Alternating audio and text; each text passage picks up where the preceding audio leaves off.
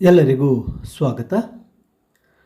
HRMSನಲ್ಲಿ leave entry ಅಥವಾ update ಮಾಡುವ ವಿಧಾನ, ಗಳಿಕೆ ರಜೆಗಳನ್ನು ಹೇಗೆ HRMSನಲ್ಲಿ ಅಪ್ಡೇಟ್ ಮಾಡುವುದನ್ನು ಈ ವಿಡಿಯೋದಲ್ಲಿ ತಿಳಿಯಬಹುದಾಗಿರುತ್ತೆ.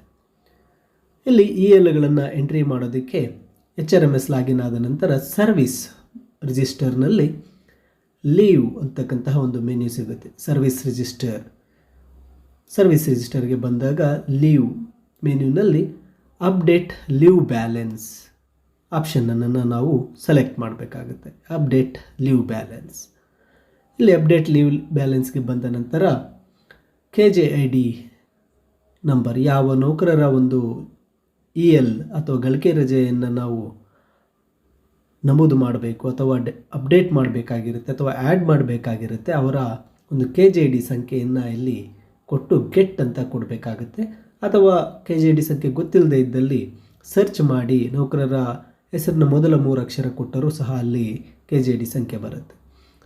ಇಲ್ಲಿ KJID ಸಂಖ್ಯೆ ಹಾಕಿದ ನಂತರ ಎಷ್ಟು ಈಗಾಗಲೇ ಅವರ ಖಾತೆಯಲ್ಲಿದೆ ಎಲ್ಲವನ್ನು ನಾವು ಪರಿಶೀಲಿಸ್ಕೋಬೇಕು. ನಂತರ ಸೆಕೆಂಡ್ ಎಂಟ್ರಿಗೆ ಬಂದಾಗ ಅಲ್ಲಿ ಅರ್ನ್ಡ್ ಲೀವ್ ಗಳಿಕೆ ರಜೆಗಳು ಒಂದು ಆಪ್ಷನನ್ನು ಕ್ಲಿಕ್ ಮಾಡಿಕೊಂಡಾಗ ಈ ರೀತಿಯಾಗಿ ಬರುತ್ತೆ.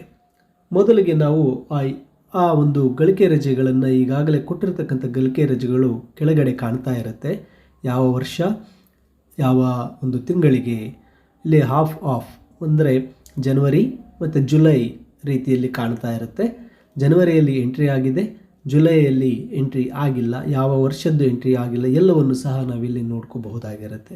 ಮೊದಲು ಇದನ್ನು ಪರಿಶೀಲಿಸಬೇಕು. ಇಲ್ಲಿ 10 ಗಳನ್ನು ಕೊಡಬೇಕಾಗಿರುತ್ತೆ. ವರ್ಷಕ್ಕೆ 5 ಜನವರಿಗೆ 5, ಜುಲೈಗೆ 5. ಈಗ ನಾನು 2023ರ ಜುಲೈ ಖಾತೆಗೆ ಸಂಬಂಧಿಸಿರ್ತಕ್ಕಂತಹ 5 ಗಳನ್ನು ಎಂಟ್ರಿ ಮಾಡ್ತೇನೆ. ಯಾಕಂದರೆ ಜನವರಿ ಕೊಟ್ಟಾಗಿದೆ, ಜುಲೈ ಎಂಟ್ರಿ ಮಾಡಬೇಕಾದ್ರೆ ನಂತರ ಇಲ್ಲಿ ರೀಸನ್ ಫಾರ್ ಕ್ರೆಡಿಟ್ ಅರ್ನ್ಡ್ ಲೀವ್ಗೆ ಬಂದಾಗ ಜನವರಿಯಲ್ಲಿ ಈ 5 ಅನ್ನು ಕೊಟ್ಟಾಗಿದೆ, ಜುಲೈನ ಒಂದು 5 ಅನ್ನು ಇಲ್ಲಿ ಎಂಟ್ರಿ ಮಾಡಿಲ್ಲ. ಸೊ ಈ ರೀಸನನ್ನು ಸೆಲೆಕ್ಟ್ ಮಾಡಬೇಕು. ಅಥವಾ ಇದನ್ನು ಬಿಟ್ಟು ಬೇರೆ ಯಾವುದೇ ರೀತಿ ನೌಕರರಿಗೆ ಎಕ್ಸ್ಟ್ರಾ ಒಂದು ಗಳು ಬಂದಾಗ ಈ ಒಂದು ರೀಸನ್ನಲ್ಲಿ ನಾವು ಅದನ್ನು ತೋರಿಸಬೇಕಾಗತ್ತೆ. ಜುಲೈಯನ್ನು ಸೆಲೆಕ್ಟ್ ಮಾಡ್ತೇನೆ.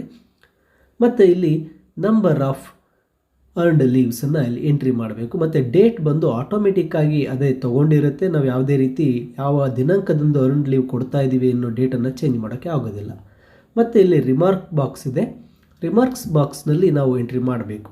ಫಾರ್ ಎಕ್ಸಾಂಪಲ್ ಬರೀ ಕೊಟ್ಟಾಗ ಅಲ್ಲಿ ಅನ್ನು ಎಂಟ್ರಿ ಮಾಡಬೇಕು. ಬಿಟ್ಟು ಬೇರೆ ಯಾವುದಾದ್ರೂ ಒಂದು ಎಲೆಕ್ಷನ್ ಡ್ಯೂಟಿ ಮಾಡಿದ್ದಾಗ ಈ ರೀತಿಯಾಗಿ ಏನಾದರೂ ಎಕ್ಸ್ಟ್ರಾ ಬಂದಾಗ ಅಲ್ಲಿ ನಾವು ರಿಮಾರ್ಕ್ಸನ್ನು ಕೊಡಬೇಕಾಗುತ್ತೆ. ರಿಮಾರ್ಕ್ ಕೊಡೋದೇ ನಾವೇನಾದರೂ ಸಬ್ಮಿಟ್ ಆ್ಯಡ್ ಕೊಟ್ಟಾಗ ಅದು ತೊಗೊಳ್ಳೋದಿಲ್ಲ. ಸೊ ಇಲ್ಲಿ ನಾನು ಅನ್ನು ಕೊಡ್ತಾ ಇರೋದ್ರಿಂದ ಹಾಫ್ ಇಯರ್ ಅಂತ ನೀವು ಟೈಪ್ ಮಾಡ್ಬೋದು, ಅಥವಾ ಬರೀ ಅಂತ ಟೈಪ್ ಮಾಡಿದ್ರೂ ಸಹ ಸಾಕಾಗಿರುತ್ತೆ.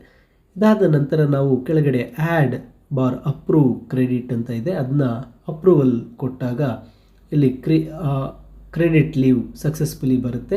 ನಂತರ ನಾವು ಆ ಕೊಟ್ಟಿರ್ತಕ್ಕಂಥ 5 ಕ್ರೆಡಿಟ್ ಆಗಿದೆಯಾ ಇಲ್ಲವೇ ಎಂದು ಮತ್ತೊಮ್ಮೆ ನಾವು ಆ ನೌಕರರ KJID ಸಂಖ್ಯೆಯನ್ನು ನಾವಲ್ಲಿ ನಮೂದಿಸಿ ಚೆಕ್ ಮಾಡ್ಕೋಬಹುದಾಗಿರುತ್ತೆ.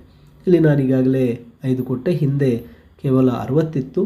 ಈಗ ಮತ್ತೊಮ್ಮೆ ಗೆಟ್ ಕೊಟ್ಟಾಗ ನೋಡಿ 65 ಗಳು ಎಂಟ್ರಿ ಆಗಿದೆ.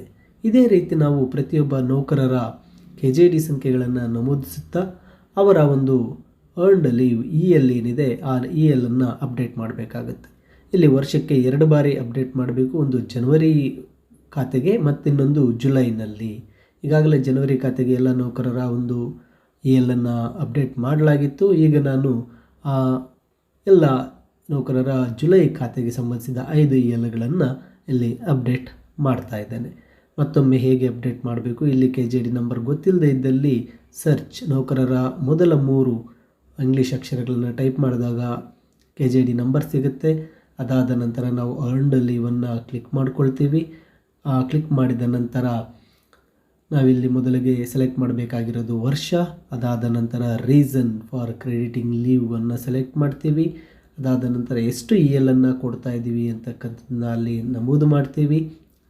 ನಮೂದು ಮಾಡಿದ ನಂತರ ಡೇಟ್ ಆಟೋಮೆಟಿಕ್ ಇರುತ್ತೆ. ರಿಮಾರ್ಕ್ಸ್ನಲ್ಲಿ ಅಂತ ಎಂಟ್ರಿ ಕೊಡ್ತೀವಿ. ಅದಾದ ನಂತರ ಆ್ಯಡ್ ಆ್ಯಂಡ್ ಅಪ್ರೂವನ್ನು ಕ್ಲಿಕ್ ಮಾಡ್ತೀವಿ. ಆಗ ಅವರ EL ಅವರ ಖಾತೆಗೆ ಕ್ರೆಡಿಟ್ ಆಗಿರುತ್ತೆ. ಈ ರೀತಿಯಾಗಿ ನಾವು ELಗಳನ್ನು HRMSನಲ್ಲಿ ಅಪ್ಡೇಟ್ ಮಾಡ್ಬೋದು ಅಂತ ತಿಳಿಸುತ್ತಾ, ನೀವಿನ್ನು ಲರ್ನ್ ಈಸಿಲಿ ಚಾನಲ್ಗೆ ಸಬ್ಸ್ಕ್ರೈಬ್ ಮಾಡಿಕೊಳ್ಳದೇ ಇದ್ದಲ್ಲಿ ಕೂಡಲೇ ಸಬ್ಸ್ಕ್ರೈಬ್ ಮಾಡಿ ಹಾಗೂ ಬೆಲ್ ಐಕಾನನ್ನು ಪ್ರೆಸ್ ಮಾಡಿ ಆಲ್ ನೋಟಿಫಿಕೇಷನನ್ನು ಆನ್ ಮಾಡಿಕೊಳ್ಳಿ ಅಂತ ತಿಳಿಸುತ್ತಾ ಎಲ್ಲರಿಗೂ ಧನ್ಯವಾದಗಳು.